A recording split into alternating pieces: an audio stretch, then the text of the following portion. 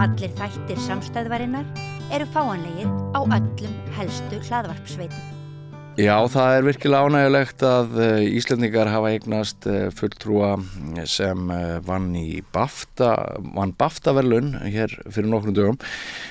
Atli Örvarsson tónskáld sem vinnur og starfar í London þessa mundir, hann er á línunni. Til hamingju með þetta afrek, Atli Örvarsson, sem að byrja nú bara létt eins og fegurðarsamkeppni væri að ræða, kom þetta þér á óvart? Já og nei kannski, ég meina þú veist, þetta átti alveg jafn mikið sens og allir hinnir en hérna það sem ég finnst kannski alveg bara ánægjulegt er að vera tekið svona opnum örmum hér í hérna á Bretlandseyjum eftir, í rauninni bara þessi sería er framleidd hér og þar af leiðandi gildi í það að komast inn í BAFTA og bara frábært að þessu sé svona vel tekið og hérna ég held að kannski þegar ég segi þetta hefði ekki endilega komið á óvart þá kannski er ég að vísa til þess að ég held að þessi sería hafi einhvern veginn svona höfðað til fólks á einhvern djúpan hátt og þú veist það er ekki endilega þú veist tónlistin ein og sér sem ræður þessu heldur er þetta oft svona einhvers konar heildarpakki sem fólk er að velja. Silo, þessi þáttaröð, þetta er dystopía, ekki satt? Jú. Og þú sagðir í ræðu, svona gerðir eiginlega grína því þarna þegar þú tókst við verðlaununum að það hefði kannski bara hjálpað þér að hafa upplifað einsemd og myrkur á norður hjara veraldar. Varstu að vísa til Akureyrar þar eða? Já, þetta var nú svona bæði gamlu og alvöru, sko. Já, ég meina, ég ólst upp á Akureyri og ég er svo sem ekki endilega að segja Akureyri sé einmannalegasti staður á Íslandi en það er auðvitað eitthvað við þetta myrkur sem við örfumst uppi og lifum við segjum bara miðjan vetur og svo koma kannski snjóþyngsli þar ofan og hvergi hægt að ferðast og svo framvegis og það getur bara verið svolítið einmannalegt, sko. Já. En þú sagðir að það væri gaman hvernig Bretland hefði tekið þér og þinni tónsköpun því það er ekkert mjög langt síðan þú og Anna, konaðin og 2 börn, þið fluttuð frá Akureyri til London en á sínum tíma tók nú líka Los Angeles og Hollywood ansi vel á mótið er ekki satt eftir þú ferð utan og nemur þessi fræði hjá góðu fólki. Býrð ekki ennþá að því að vera að skapa tónlist fyrir þætti sem eru unnir í Hollywood?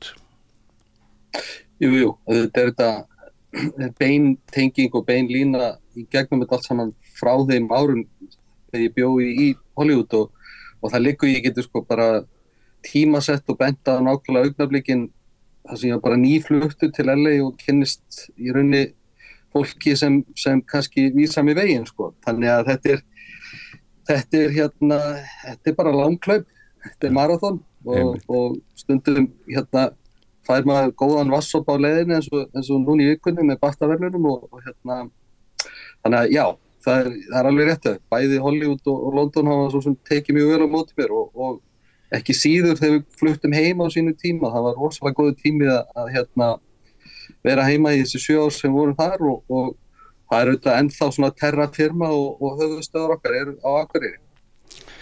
Þetta byrjar allt á Akureyri fyrir norðan. Þú ert krakki, þú lærir á trompett og þú ert líka að glamra á píanó. Þú ert kannski ekki alveg ákveðin í því hvað þú ætlar að verða þegar þú verður stór en það sem þú ert ákveðin í ekki satt er að tónlistin er svona verður alfa og omega í þínu lífi. Fóstraði Akureyri tónlistar áhugaðinn þegar þú ert þarna krakki eins bara vel eins og gat orðið? Já, allavega sko var gríðarlega einhvern veginn, sko, það var náttúrulega mikil tónlist á mínu heimili eins og það stendur. Pabbi var tónlistarmaður og mamma er alltaf sungið í kórum og hennar frændur og afabróðir minn Áskell Jónsson til dæmis organisti í Akureyrarkirkju og svo framvegis Hörður Ásgeirsson, sonur hans, náfrændi minn. Þannig að þetta er í báðum ættum og einhvern veginn byrja snemma svona að beygjast þessi krókur og ég fer að læra á trompet og það er þetta alveg magnað sko að í litlum bæ norður hér að veraldar sko sé svona tónlistarkennsla og tónlistarumhverfi eins og var þegar ég var hann alveg upp og hefur þetta bara vaxið og dafnað síðan þá. Reyndar var ég eitthvað að sjá í umfjöllunum það væri verið að draga úr fjárveitingum til tónlistarskóla og svoleiðis sem ég held að séu mikil mistök og ég vona að það verið leiðrétt en ég er gríðarlega þakklátur fyrir að hafa haft þessi tækifæri sem krakki á Akureyri og það er kannski hluta til svona smæðin sem gerir það verkum að því ég nefni tækifæri til dæmis að spila í leikhúsi 13 ára gamall á trompet í Gryfjunni fyrir My Fair Lady og svo Big Band daginn eftir og svo symfóníuhljómsveit og svo vorum við náttúrulega að leika okkur eins og þú sagðir að glamra á píanó og spila pop og synthesizer og guðmáta hvað, þannig að þú veist, þetta er ég er náttúrulega enga samanburð en allavega finnst mér ég að fengi gríðarlega tækifæri í músíkinni sem krakki á Akureyri.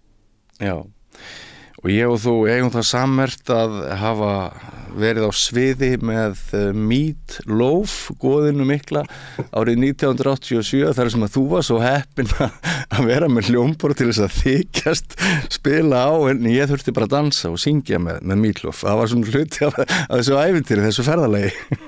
Já, þetta var kannski mögulega hápunkturinn. Mögulega hápunkturinn. En að þú myndist á gott fólkalli fyrir vestan í Bandaríkjunum sem að hefði svona áhrifavaldar skipt sköpum varðandi þinn feril. Geturðu nefnt okkur einhvern nöfn í þeim efnum? Já, ég get það. Það er náttúrulega sko maðurinn nafni Mike Post sem ég svona kynnist fyrst þarna og rauninni opna kannski dyrnarhótti fyrir mér. Hann var gríðarlega og er enn og hann sé velkomin yfir 70 og nálægt áttræðir hann enn að semja tónlist fyrir sjónvarpsþætti á fullu í Ameríku. Og hans svona, já, maður veit ekki hvað maður byrja að rekja hans afrek en Law and Order og Hill Street Blues og Magnum P.I. og öll þessi, hann var bara aðalmaðurinn í þessum sjónvarpsþátta tónlistarbransa á sín tíma og hann er svona minn fyrsti mentor í Los Angeles og gríðarlega góð vinur minn enn þann dag í dag og síðan svona eftir að ég flýg úr því hreiri þá kynnist ég Hans Zimmer. Já. Og Hans er svona kannski hinn mentor minn í Los Angeles sem er og allt öðruvísi upplifun og svona menntun skulum við segja vegna þess að þeir eru svo gríðarlega ólíkir karakterar og Mike er bara hann svona mjög kvatís eiginlega tekur bara fyrstu hugmyndina sem hann dettur í hug og bara fylgir henni meðan Hans getur sko verið að agonæsa yfir 2-3 nótum í svona viku þangað til að finnur einhverja niðurstöðu í því og bara en náttúrulega báðir algjörir meistarar og gríðarlega gott að læra þeim og það er kannski með Hans, hann er svo stórkostlegur kvikmyndagerðarmaður, hann er svo frábær í að brjóta niður senur og bara mál kvikmyndana að oft á tíðum hef ég síðan sko verið að gefa leikstjórnum sem er að vinna með góð ráð hvað er að gera í klippingum og eitthvað hlutis, þannig að þú veist, þetta er svona auðvitað er þetta tónsmíðar í grunninn en sko kvikmyndagerðar hlutin er ekkit síður mikilvægur. Nei, það mætti náttúrulega nefna margar erlendar bíómyndir sem þú er átt tónlist við sem og allar þessar sjónvarpsþáttaraðir en ég hugsa að Íslendingar flestir hafi kannski séð þig á kortinu ekki síst í Hrútum.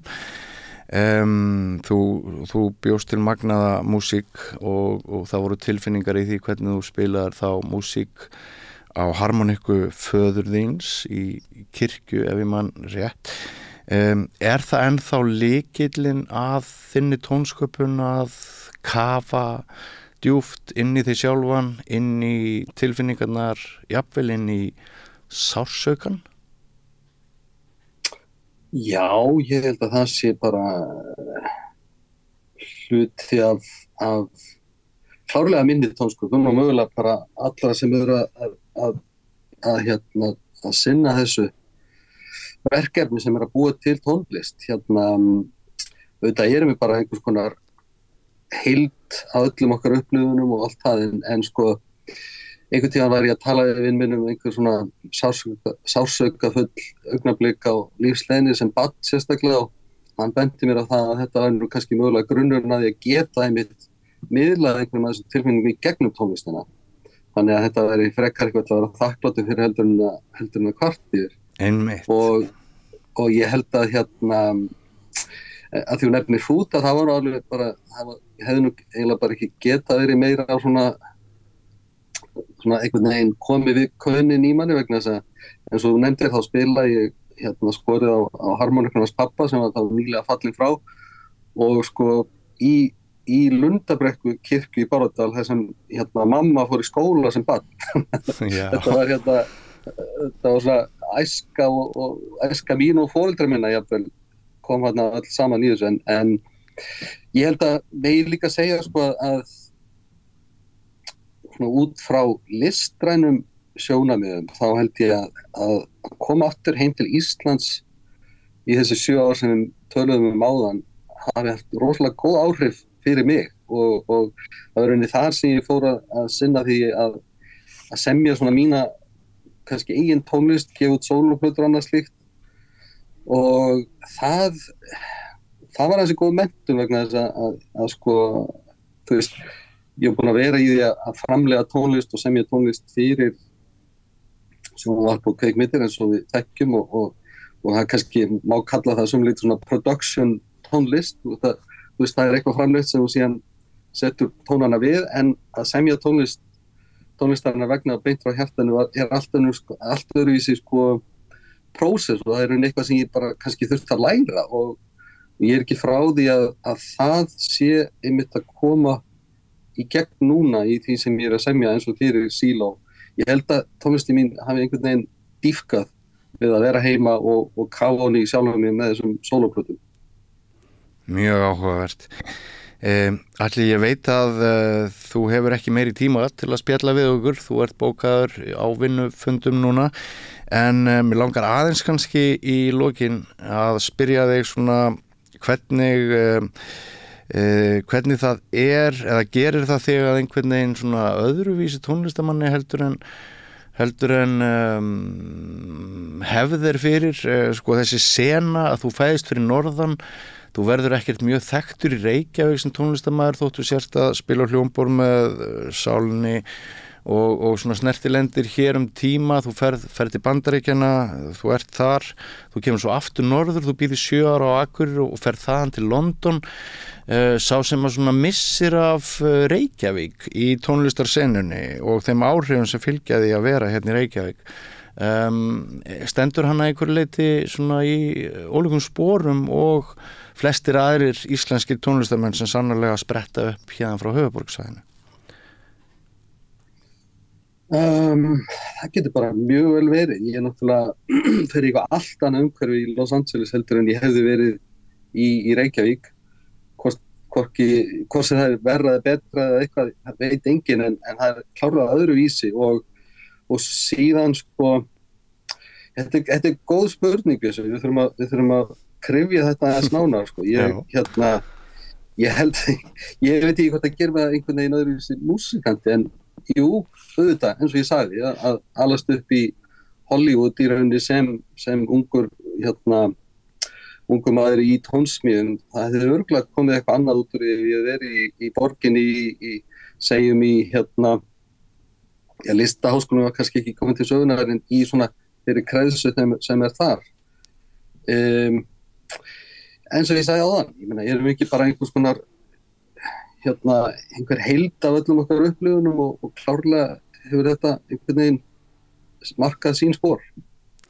Nákvæmlega, höfum það loka orðin. Atli, kærar þakkir fyrir spjallið og gangi allt í haginn, og kannski náum við að spjalla saman betur og ítarlegar næst þegar þú kemur hingað upp til Íslands. Takk til þess, takk fyrir sig. Heill og sæll, blessaður. Þarft hann að tala borgarfulltrúa. Borgarfulltrúar Sósíalistaflokksins eru með viðtalstíma alla mánudaga klukkan 13:30 til 14:30. Það þarf ekkert að bóka tíma, endilega kíkjum við í Bólholt 6, 105 Reykjavík.